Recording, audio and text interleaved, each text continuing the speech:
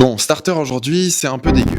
Mais dans les années 90, la starter jacket était partout. Eddie Murphy, Run DMC, même Nelson Mandela, et je te promets que cette photo, c'est pas de l'IA. Bref, les plus grosses têtes des 90s emportaient. Puis la marque s'est complètement cassé la figure, faillite, revente. Allez, je te raconte. Starter, ça naît en 71. Le créateur, c'est David Beckerman, un ancien vendeur de fringues, de sport à New York. Et au début, il fabrique des vêtements uniquement pour les joueurs et le staff des équipes américaines, pas pour le grand public. D'ailleurs, son nom Starter, ça vient de là. Les vêtements que les joueurs mettent avant de commencer un match. Et David Beckerman, il a capté un truc. Les fans veulent incarner les équipes, plus juste les regarder. Du coup, le vrai coup de génie, il arrive dans les années 80. Beckerman négocie des licences officielles NBA, NHL, NFL et même la ligue de baseball. Son objectif, c'est de vendre les mêmes vêtements que les joueurs aux supporters. Niveau design, il fait un choix radical. Mettre le logo et le nom du club en énorme. Et c'est un parti pris parce qu'à l'époque, les marques de sportswear, c'est plutôt sobre. Et résultat, les pièces, elles sont tellement cool que tout le monde veut les porter. Le vestiaire officiel du sport américain devient portable dans la rue. Les NWA en Raiders, LL Cool J en New York Mets,